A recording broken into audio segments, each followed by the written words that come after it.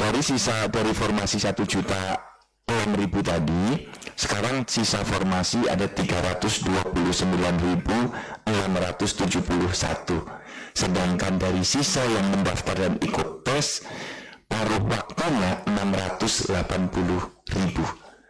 Nah, yang paruh waktu inilah yang nanti harus kita carikan solusinya untuk formasinya, karena formasi belum tersedia di 1.006.000. Maka di tahap kedua yang sekarang sedang berlangsung itu nanti akan memperebutkan, nanti juga saya sampaikan di slide berikutnya. Yang sekarang berlangsung Bapak Ketua, untuk tahap 2 nanti akan memperebutkan yang 329.671. Ini tersebar di 587 instansi. Nah, formasi kita itu 329, jumlah pelamar finalnya 1.075.000. Ini nanti perlu kita pikirkan kembali, sisanya ini perlakuan kita harus seperti apa. Ini Bapak dan Ibu, yang kalau dari 1.075.000 ini yang terdata di database BKN itu sudah 207, kemudian yang bekerja 2 tahun lebih tapi tidak ada dalam database itu 867.000. Ini nanti memperebutkan 329.671 formasi. Perlu kami laporkan Bapak beberapa permasalahan yang sering muncul yang tapi teknis sudah bisa kami selesaikan, hanya perlu kami laporkan kepada Bapak dan Ibu semuanya di Komite 1 ini beberapa persoalan teknis. Misalnya ketika instansinya tidak membuka pendaftaran P3K, akhirnya Pak Mendagri di rapat tanggal 8 Februari mendorong instansi untuk membuka. Akhirnya dibukalah di pendaftaran kita tahap 2 dan kabupaten kota provinsi mulai menambah formasi untuk menampung honorer yang belum masuk di tahap 1. Selebihnya adalah persoalan-persoalan teknis yang tim teknis, tim kerja di helpdesk terus membantu para pelamar. Tahapan sekarang Bapak dan Ibu untuk tes tahap 2 itu masuk pada masa sanggah. Nah, di dalam masa sanggah yang paling banyak menjadi penyebab tidak lulus adalah ketidaksesuaian dokumen. Jadi ketidaksesuaian dokumen, mereka menyatakan masih sudah bekerja lebih dari 5 tahun, 7 tahun, ternyata tidak lulus. Nah, ini diselesaikan di instansi tempat para honorer bekerja dan melamar. Ini gambaran sampai dengan tahap yang kedua. Kalau yang tahap pertama, Bapak dan Ibu, relatif sudah selesai dengan PPK penuh waktu, nanti 676.000. Slide ke-15 saya ulangi nanti untuk Bapak dan Ibu semuanya. Di slide ke-15 yang tahap 1 sudah selesai semua, tinggal sekarang mulai pemberkasan untuk yang P3K penuh waktu. Yang tadi saya sampaikan, tingkat kelulusannya 67,2%. Ada memang beberapa Bapak instansi yang menunda pengadaan ASN di tahun anggaran 2024 ya. Juga formasinya dari pelamar P3K tahap 1 nanti yang bisa dioptimalkan di tahap 2, yang tadi ada beberapa yang tidak dipakai, nanti bisa dipakai di tahap yang kedua. Kemudian secara keseluruhan perlu kami laporkan kepada Bapak dan Ibu, Bapak Ketua, penataan kita ini yang harus kita selesaikan bersama-sama yang sudah ada dalam database 1.789.051 tenaga honorer yang kemarin di tahap 1 ya sudah relatif selesai, kemudian sekarang masuk di tahap 2. Nanti yang ada di kolom kanan, tahap 1 kemarin sudah 1.455.142 ikut mendaftar. Kemudian masih banyak yang tidak mendaftar, kita perpanjang dan dibuat tahap 2 sampai diperpanjang 3 kali untuk memberi kesempatan. Sampai dengan perpanjangan tahap perpanjangan yang ketiga yang berakhir tanggal 20 Januari ya. Kemudian kita bisa melihat sampai dengan tahap 2 yang tidak mendaftar. Di tahap 2, daftar tahap 2 itu ada 207.460.000 dan yang tidak mendaftar ada 180.306. Inilah kondisi terakhir yang perlu kami laporkan kepada Bapak dan Ibu di ruangan ini. Selamat datang Pak Wakil Pak Bahar. Yang terakhir yang perlu kami laporkan, dari 180.000 yang tidak mendaftar itu terjadi karena sudah tidak aktif bekerja, ada 64.142. kemudian dari instansinya tidak merekomendasikan lagi, seperti cleaning service, sopir ya, seperti itu. Kemudian sudah memasuki usia pensiun ada 11.000, meninggal dunia ada 6.000, kemudian sudah menjadi ASN 3.022 dan tidak memiliki ijazah 1.465. Jadi dari yang ada dalam database 180.000 tidak mendaftar lagi di tahap 2 dengan kondisi seperti ini. Ini gambaran lengkap Bapak dan Ibu upaya penataan ASN sebagaimana yang dimandatkan di dalam Undang-Undang 20 tahun 2023. Mohon masukan, mohon saran Bapak dan Ibu untuk kita bisa menuntaskan insya Allah tahun ini penataan ASN kita ya dengan jalur P3 dan CPNS bisa kita selesaikan, karena Pak Muhdi Bapak tahu betul dari awal menangani ini, dan Ibu Bapak semuanya. Sekarang permintaan yang fresh graduate juga tinggi sekali, mereka meminta untuk dibuka tes CPNS jalur fresh graduate, karena yang teman-teman di fresh graduate kami monitor dari masukan di WhatsApp grup, di media sosial, mereka menanyakan kapan yang fresh graduate dibuka. Ini pemerintah dari 2024-2025 P3K terus yang akan diselesaikan. Nah, kami menyampaikan ini kita selesaikan dulu P3K yang ada di database dan yang sudah 2 tahun bekerja. Nanti setelah itu kita akan mulai untuk yang fresh graduate. Banyak sekali hal-hal yang positif yang muncul dalam pertemuan pada kesempatan siang sampai dengan sore hari ini. Pertama yang perlu kami sampaikan untuk menyamakan persepsi kita adalah bahwa pengangkatan honorer ini diawali dari instansi, baik kementerian lembaga maupun pemerintah daerah. Yang mengangkat itu ada di sana. Oleh karena itu, pintu penyelesaiannya juga kita harus bersama-sama, dari instansi, kementerian lembaga, pemerintah kabupaten kota dan provinsi harus bersama-sama untuk mau menyelesaikan ini. Kemudian yang kedua, formasi dari pusat itu mengkompilasi permintaan dari instansi, dari pemerintah kabupaten, dari provinsi, dari kementerian dan lembaga. Saya setuju dengan Pak Pemda tadi bahwa kami akan memonitor dengan data yang ada, kekosongan yang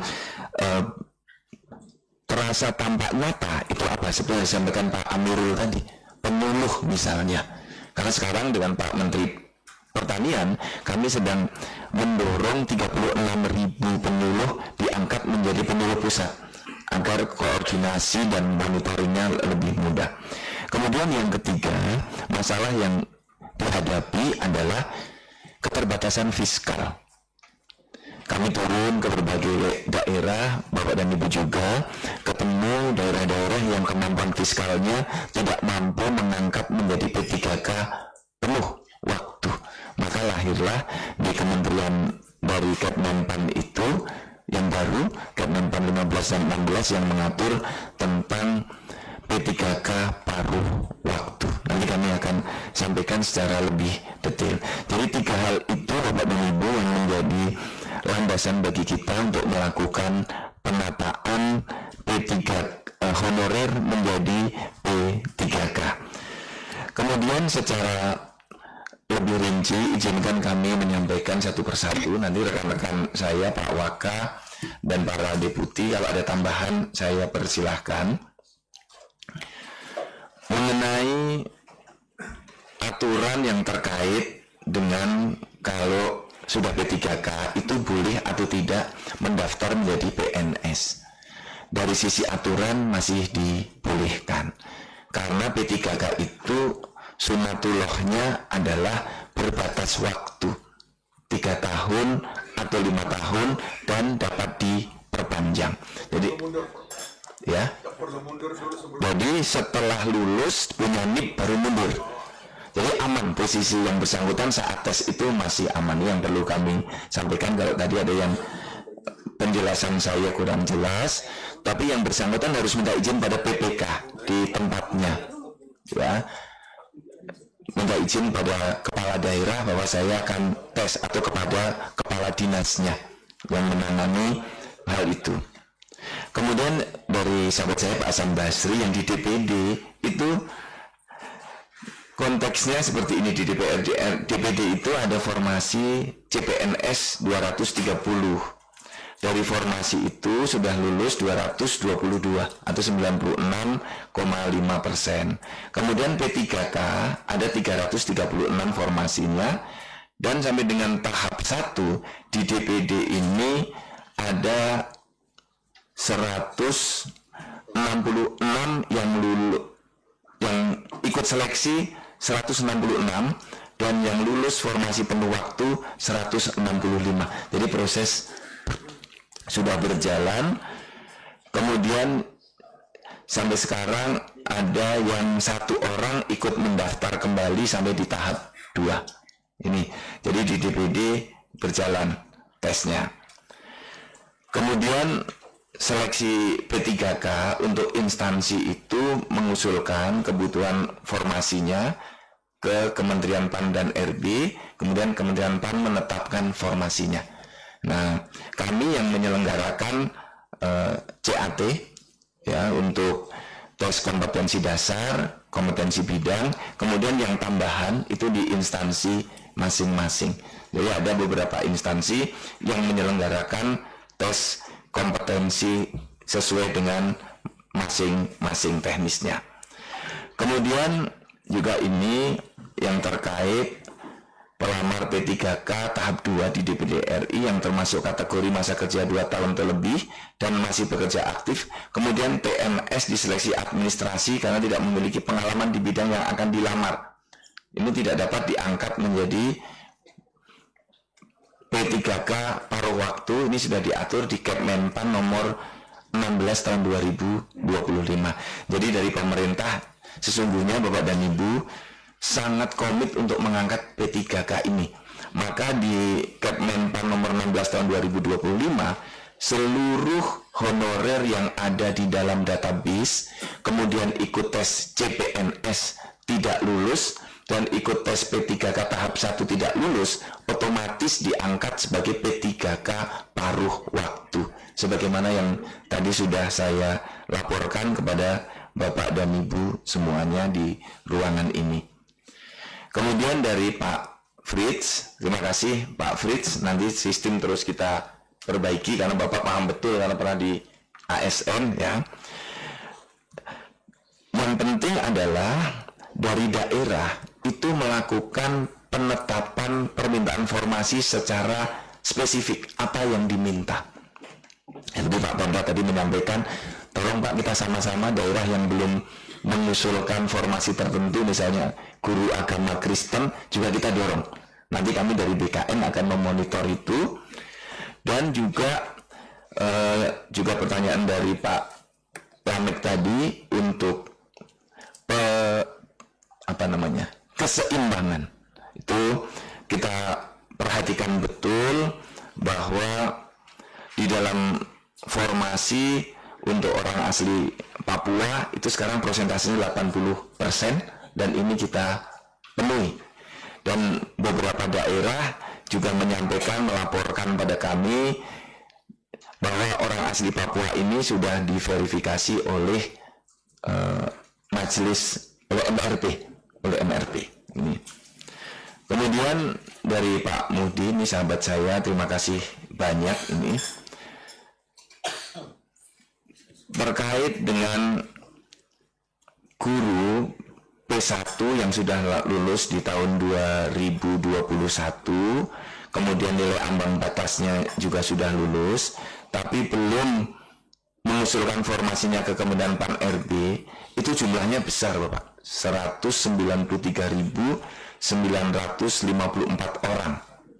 Di data kami dari jumlah tersebut 179.015 orang telah diangkat pada tahun 2022, kemudian 131.000 sudah diangkat di tahun 2023. Telah diangkat di 2022 sebanyak 131.025 orang, tahun 2023 sebanyak 47.990 orang. Sementara itu terdapat 1.591 yang mengundurkan diri, meninggal dunia, dan telah lulus pada seleksi ASN pada jabatan fungsional yang lain. Jadi sudah keluar dari guru, dan alasan lain sebanyak 12 orang. Nah, artinya dari P1 itu sisanya sebanyak 13.348 orang akan diselesaikan pada tahun 2024 yang terus berlangsung sampai dengan saat ini. Dari data yang 13.000 itu 10.177 orang telah mendaftar pada penerimaan tahun 2024, dan yang tidak mendaftar sebanyak 3.171 orang.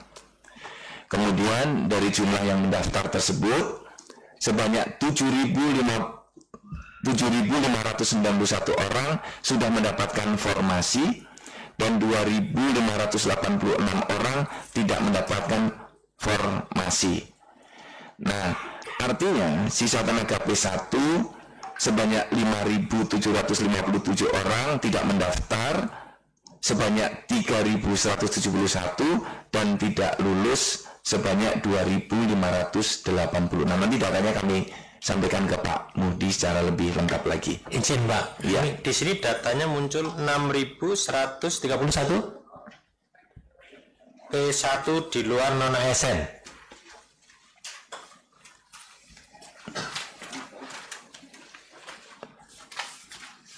Mungkin ini, mohon maaf, aku kasih. Ya, di sini saya ingin menanyakan 6.131 ya, P1 di luar non ASN ya, artinya ini kan swasta ya Bu ya.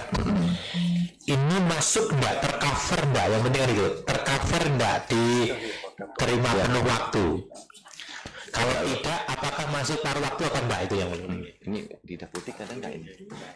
Ini nanti Pak Wakil Ketua, kami harus cek di Dapodiknya dulu, ya kan? Karena di data Dapodik dengan di database PKN yang 100.700.000 itu ada yang masuk, ada yang tidak. Nih, ini mohon maaf ya, karena teman-teman kemarin nggak pergi juga ini. Artinya kalau mereka kan janji pertamanya atau kebijakan 2021 P1 itu baik dari non ASN maupun dari swasta kan dijamin katanya. Iya. Kalau formasinya dibuat satu belum ada, akan diberi tahun berikutnya. Sampai sekarang sisa itu masih ada. Nah, kebijakan yang ada adalah kalau dia non ASN database kan dijamin. Ya. Kalau formasinya kurang masuk paruh waktu. Lah, mereka ini kan bukan database karena swasta gitu Pak. Tapi mereka kan sudah lulus. Dan syaratnya kemarin di tahap 1 jelas ya Pak, asal mengikuti, waktu itu kan begitu. Mereka kan tidak seleksi seperti yang lain ya, ikut saja proses. Mereka sudah ikuti sampai sekarang, hanya menunggu Pak nasib saya di mana ini, di antara penuh waktu, paruh waktu, ada di dalam atau tidak. Ini kalau ada formasi daerah penuh waktu, kalau tidak ada formasi daerah paruh waktu, selesai kan, berarti mereka clear semuanya. Izin Pak Kepala, ini saya kira ini mohon kebijakan ini keluar betul ya. Ya, memang ini kuncinya ada pada instansinya, Pak. Instansinya itu mengajukan yang bersangkutan untuk mendapatkan formasi atau tidak gitu. Karena kan selama ini di dalam proses seleksi kata kuncinya adalah pada ketersediaan formasi. Tetapi kalau yang 1.700.000 itu kan sudah dijamin dengan Kepmenpan 15 dan 16 yang ada dalam database dan ada dalam Dapodik. Ini kan di luar itu semua yang kita bahas di seleksi 2024 tahap 1 dan 2025 di tahap 2. Kemudian penyelesaian ini harus integratif antara KL dan pemerintah daerah.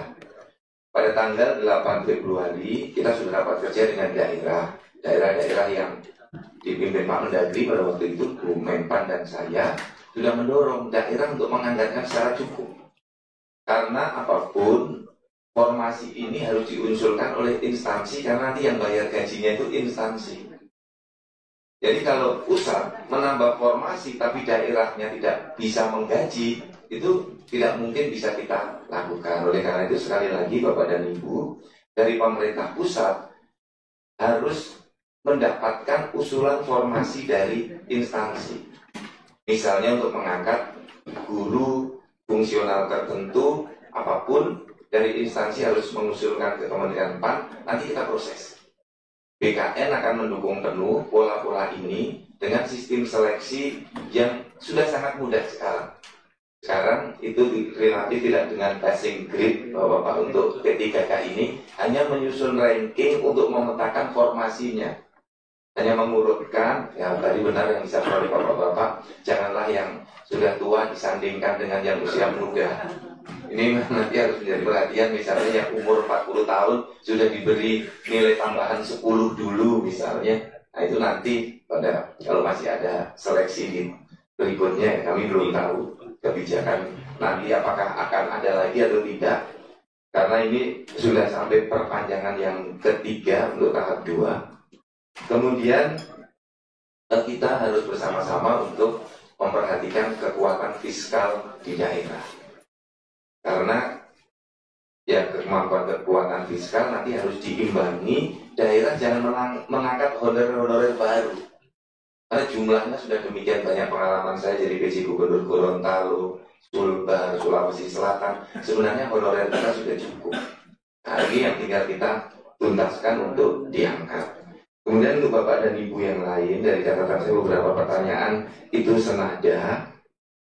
Memang kita harus fokus pada P3K yang bersumber dari data Dapodik untuk guru dan dari data di BKN untuk yang administrasi.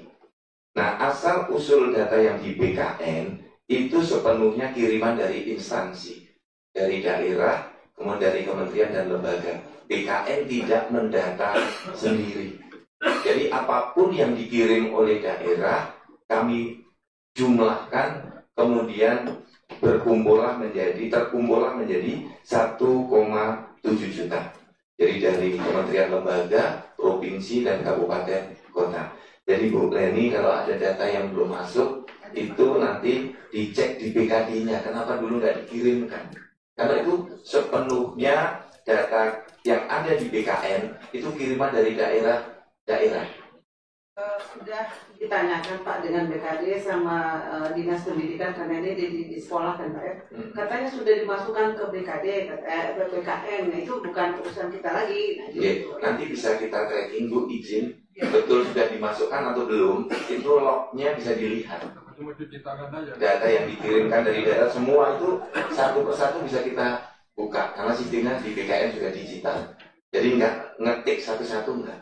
Semua gelondongan dari daerah langsung masuk dengan API masuk ke sistemnya di BKN. Nanti bisa kita lihat bersama-sama. Kesimpulan rapat kerja yang telah kita ikuti bersama-sama. Kalau di Prof supaya kita sepakati nanti.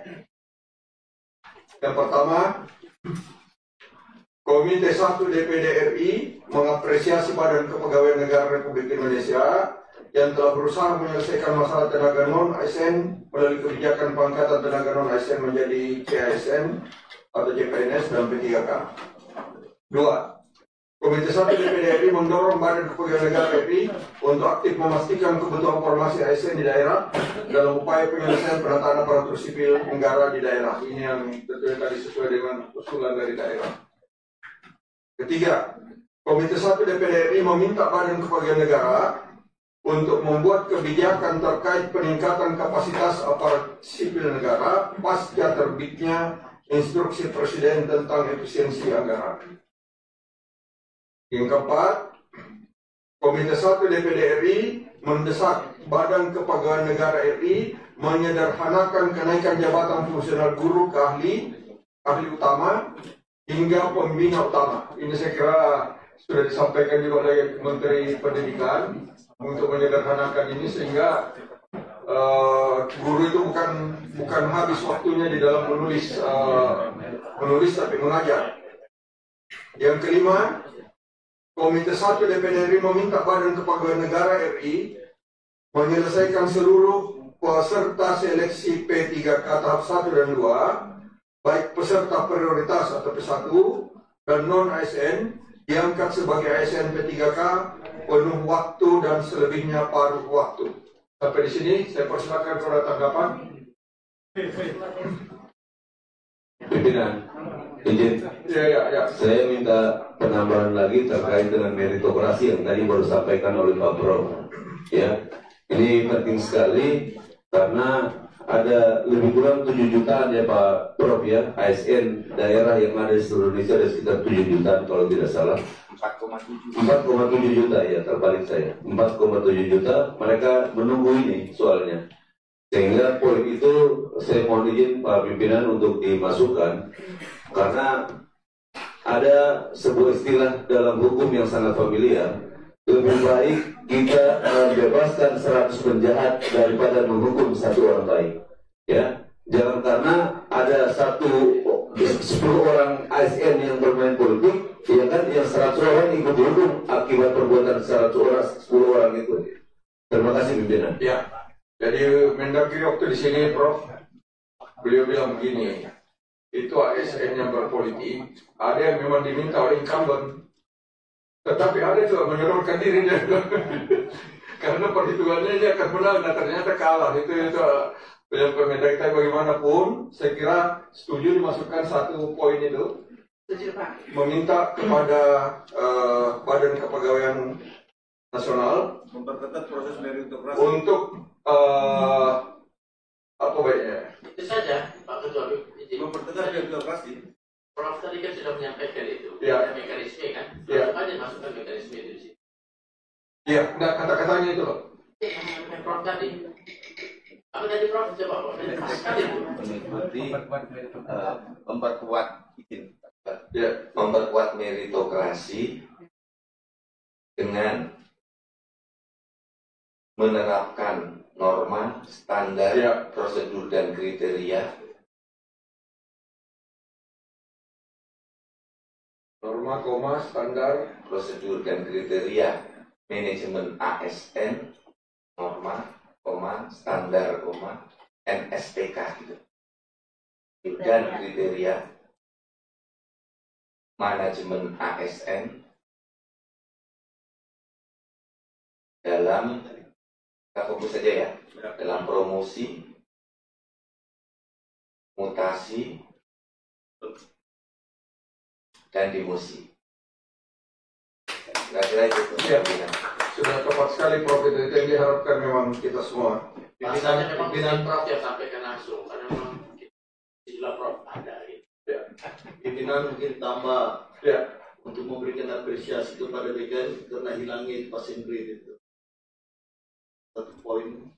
Rasanya udah tadi Pak.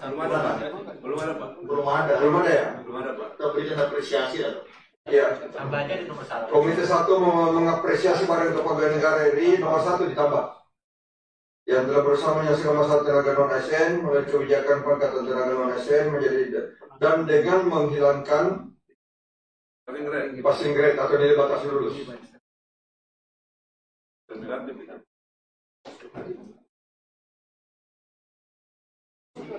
coba jangan di belakang Mas. Menyelesaikan masalah tenaga, bukan masalah ya. Menyelesaikan tenaga non ASN. Masalah mungkin Pak, memang masalah ini kok. Belum selesai semua juga. Iya, masalah memang ini. Tadi ya, ini dengan diantaranya menghilangkan passing grade itu kan hanya bagian kecil ya dari proses salah satu aja. Ya. Kalau boleh yang passing grade itu Ini sudah ada aturannya di dituliskan secara besar di sini kan, itu hanya salah satu tahapan yang kita tempuh. Iya, betul. Sebab kalau untuk CPNS itu masih dengan passing grade. Yang P3K saja yang tidak dengan passing grade. Jadi Pak Mirul, passing grade-nya dihilangkan aja, walaupun itu tersirat di dalam proses itu. Sampai kembali seperti tadi. Ya. Tetapi itu angin segar bagi Kalau mau dituliskan antara lain dengan itu menghilangkan bisa ngomong. Begitu dihilangkan, tentu siapa yang harus kita apresiasi? Ya, Mas saya. dipindah ke atas Mas. Kalau begitu ASN antara lain dengan menghilangkan passing grade atau ambang batas. Tapi P3K Oh, di P3K. Di nomor 5 saya pikir, jangan di nomor 1, itu kan nomor 5. Ada terkait tadi nomor 5. Nah ini tanpa passing grade, karena P3K disebut di situ kan untuk P3K pada waktu dan paruh waktu tanpa passing grade, jadi khusus di situnya. Jangan di nomor 1 itu. Oh, itu masih meminta Pak, ini sudah dilaksanakan.